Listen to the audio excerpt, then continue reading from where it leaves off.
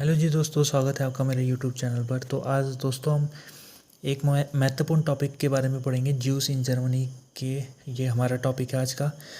इसमें हम जर्मनी में ज्यूस के बारे में देखेंगे कि इनका इतिहास क्या था और सेकेंड वर्ल्ड वॉर के दौरान जो इनके ऊपर अत्याचार किए गए थे उसके बारे में चर्चा करेंगे। तो ज्यूस का जो जर्मनी में इतिहास है वो 321 से ये इनका इतिहास के बारे में जानकारी जानने को मिलती है। एक घटना हुई थी यूरोप में ब्लैक डेथ नाम से, जिसके तहत यूरोप में काफ़ी बड़ी संख्या में लोगों की मृत्यु हुई थी। तो इसका जिम्मेदार ज्यूइश लोगों को बनाया गया था। उनमें आरोप लगाया गया था कि वो जो कुएं हैं वहाँ पर वो जहर डाल के लोगों की हत्या करवा रहे। तो ये गलत आरोप था और इस ब्लैक डेथ में ज्यूइश लोगों का कोई रोल नहीं था। फिर भी इनको यहाँ पर ज़बरदस्ती उनके ऊपर अत्याचार किए गए थे, उनको आरोपी बनाकर।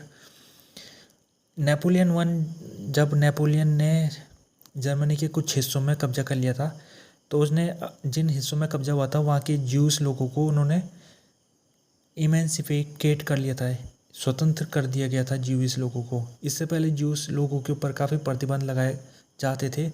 पहली बार उनको आज़ादी ज्यूस लोगों को नेपोलियन वन के दौरान मिली थी, लेकिन नेपोलियन के हारने के बाद फिर से उनकी स्थिति में वही पुरानी वाली ला दी गई।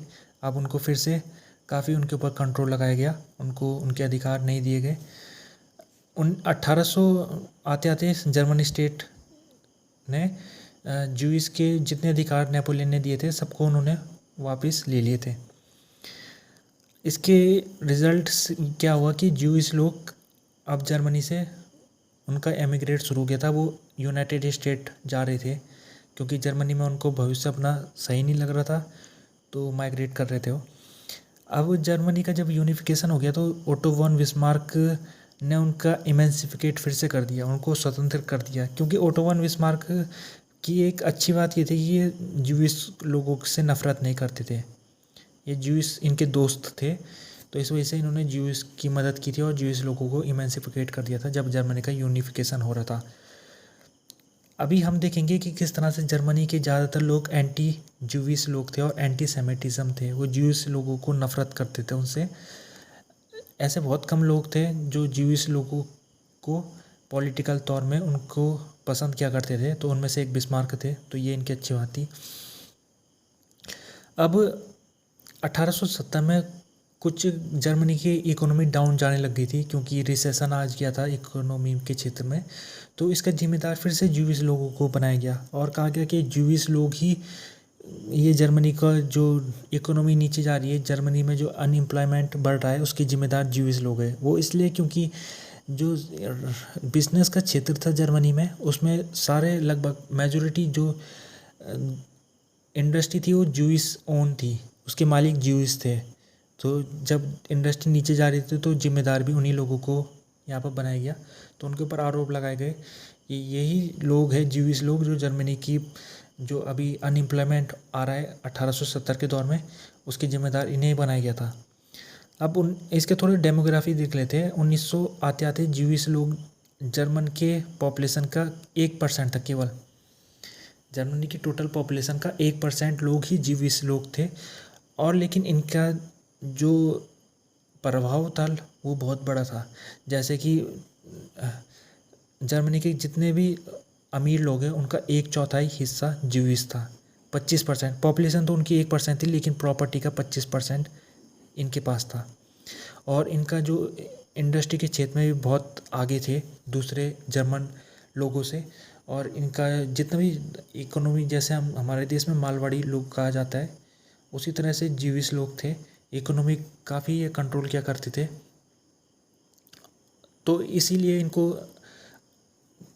इनके ऊपर कॉन्स्पिरेसी थ्योरीज भी चलाई जाती थी कि यही लोग हैं जो जर्मनी को नीचे गिरा रहे।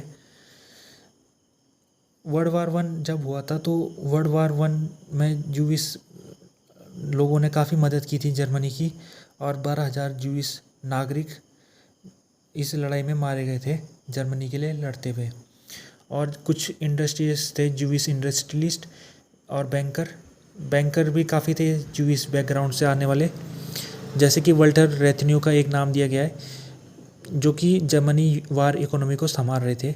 ये एक ज्यूइश व्यक्ति थे, तो इनके ऊपर जिम्मेदारी दी गई थी। अब जैसे जर्मनी लड़ाई हार रहा था, उसके बाद जर्मनी में रेवोल्यूशन शुरू हो गई। तो कुछ लोगों ने रेवोल्यूशन का सहयोग दिया, कुछ ने नहीं दिया। ज्यूइश धर्म से जो लोग थे उनमें से ये प्रतिक्रिया हमें देखने को मिली। अब वेमर रिपब्लिक के दौर में क्या क्या चीज़ें ज्यूइश के क्षेत्रों में हमें देखने को मिली। तो जर्मनी के ज्यूइश जो लोग थे उन्होंने वेमर रिपब्लिक में खुल के उन्होंने अपना योगदान दिया। जैसे कि हुगो परेग, ये जो वेमर कॉन्स्टिट्यूशन इन्होंने बनाए थे, ये ज्यूइश थे। वल्थर रेथ्यू, ये जो जर्मनी के फॉरेन मिनिस्टर थे, ये भी ज्यूइश बैकग्राउंड से आते थे। तो वेमर रिपब्लिक में तो इनकी स्थिति ठीक ठाक रही बनी हुई, लेकिन इनके ऊपर एंटीसेमिटिज्म बढ़ने लग गया था इस समय। वो इसलिए बढ़ने लग गया था क्योंकि फर्स्ट वर्ल्ड वार में जब जर्मनी की हार हुई थी, तो हार का कारण इनको ही माना गया था। वो इसलिए माना गया था कि नेशनलिस्ट लोगों का ये कहना था कि जर्मनी लड़ाई जीत रहा था, लेकिन क्या हुआ, कुछ ज्यूइश अमीर लोगों ने साजिश के तहत अर्मटाइज कर दिया, लड़ाई बंद करा दी, जबकि जर्मनी जीतने वाला था। और इन ज्यूइश लोगों ने लड़ाई बंद करवा दी और इससे जर्मनी को काफ़ी नुकसान हुआ और उसे हार का सामना करना पड़ा। ये नेशनलिस्ट लोग जाहिर सी बात है गलत बात कर रहे हैं, ऐसा कुछ नहीं था। जर्मनी मिलिट्री तौर में हार रहा था, तो इसी वजह से उसको अर्मटाइज करने के लिए मजबूर होना पड़ा। तो ज्यूइश का कोई योगदान नहीं था, लेकिन नेशनलिस्ट लोगों ने ये कॉन्स्पिरेसी थ्योरी ज्यूइश लोगों के खिलाफ लगाई। तो इसी तरीके से एंटीसेमिटिज्म फर्स्ट वर्ल्ड वार के बाद से इनके ऊपर शुरू हो गया था। अब ये है कि ज्यूइश लोगों का एंटीसेमिटिज्म जब शुरू हो गया था, उसका पराकाष्ठा नाजी के दौर में आई। नाजी के समय इनके ऊपर काफ़ी प्रतिबंध लगा दिया गया था। जैसे कि नाजी 1933 में एक law for restoration of professional civil service bill pass कराया गया था, जिसके तहत नाजी लोगों को गवर्नमेंट सर्विस से बेदखल कर दिया गया और उसको कोई भी गवर्नमेंट का नौकरी होगी उसमें ज्यूइश लोगों को नहीं लिया जाएगा। ये नाजी पार्टी ने इनके ऊपर कानून लगाया। दूसरा, 1935 आते आते ज्यूइश लोग जर्मनी की आर्मी में उनका जाना बंद करा दिया गया। सबसे महत्वपूर्ण ये कहा जाता है न्यूरेमबर्ग लॉ।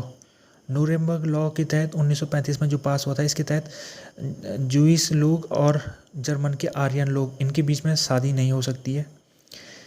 इस और रिच सिटीजनशिप लॉ, इसके तहत जो ज्यूइश लोग हैं उनको सिटीजनशिप उनसे वापस ले ली गई। अब वो जर्मन के नागरिक नहीं रहे। कैसे लोग नहीं रहे? अगर किसी का माता पिता एक जर्मन है और एक ज्यूइश है, तो क्या है, इसके बच्चे को सिटीजनशिप नहीं मिलेगी क्योंकि इसका एक पेरेंट ज्यूइश है।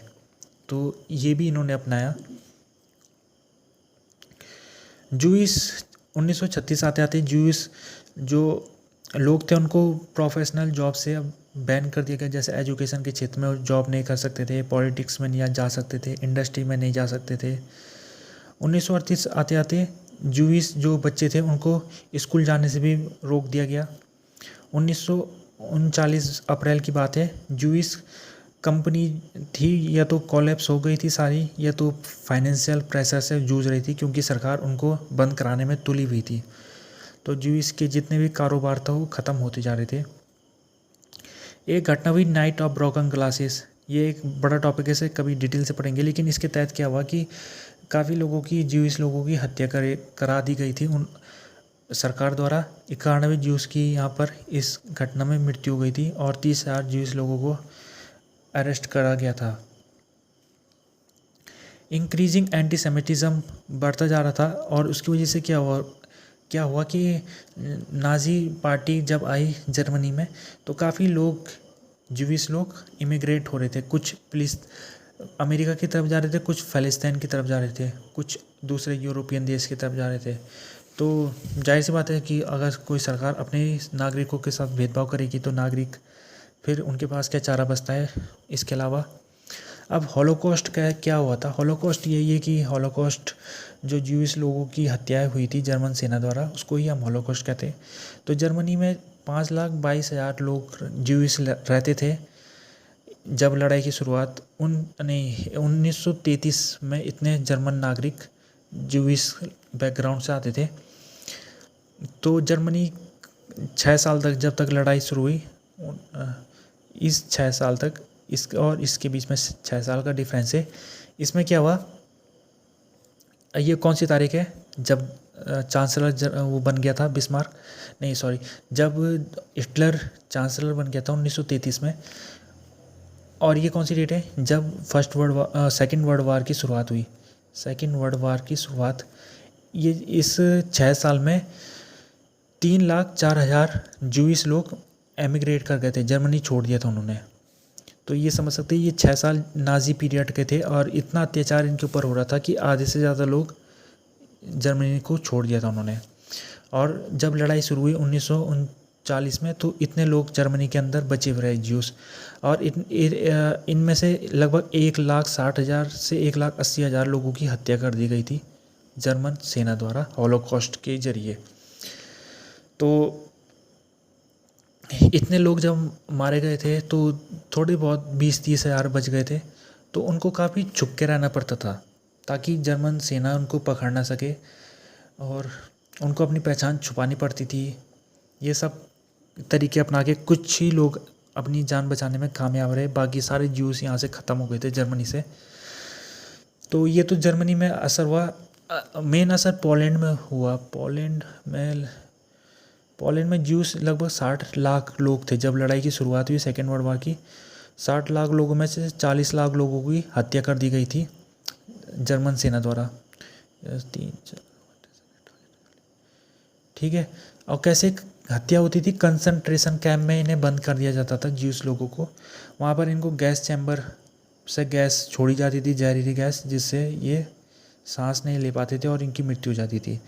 तो जर्मन सेना द्वारा जो यूरोप की ज्यूइश पॉपुलेशन थी उसका 2/3 हिस्सा क्या हो गई थी, डेथ हो गई थी। जर्मनी का यूरोप का जितना भी ज्यूइश पॉपुलेशन थी उसका 2/3 यानी 60 लाख लोग जर्मन सेना द्वारा मारे गए थे, ज्यूइश लोग। इतना भयानक क्राइम क्या था ये नाजी पार्टी ने कि ये इतना, इतिहास में इसका कोई दूसरा उदाहरण देखने को नहीं मिलता है जो यहाँ पर हुआ था। अब क्या हुआ, जो ज्यूइश लड़ाई ख़त्म होने के बाद बचे थे जर्मनी में, वो जर्मनी को छोड़ कर चले गए, और कुछ ही मात्र जर्मनी में लगभग 2-3 हज़ार लोग ही बचे थे लड़ाई ख़त्म होने के बाद ज्यूस। तो क्या हुआ कि कोल्ड वार जब ख़त्म हुआ तो कुछ ज्यूस लोग वापस जर्मनी में आए, और जर्मनी में कहाँ से आए, वो रसिया के ज्यूस लोग, और जर्मनी में माइग्रेट होके जर्मनी के में आए। और अब आज के टाइम पर ज्यूइश के ऊपर कोई अत्याचार नहीं होता है वहाँ, और अब तो जर्मनी अच्छा देश बन चुका है, वो भेदभाव नहीं होता है वहाँ पर। तो अभी रिसेंट 2011 में जर्मनी में 1,19,000 लोग ज्यूइश धर्म को मानने वाले रहते थे। तो यही है कि हॉलोकॉस्ट एक बहुत महत्वपूर्ण टॉपिक है, इसको कभी डिटेल से पढ़ेंगे कि इसकी क्या क्या स्टेजेस थी। फिलहाल ये वीडियो यहीं तक ही रखते हैं। ये थोड़ा बहुत था ज्यूइश का इतिहास जर्मनी में। तो वीडियो पसंद आया तो वीडियो को लाइक, कमेंट और चैनल सब्सक्राइब कीजिएगा। वीडियो देखने के लिए धन्यवाद।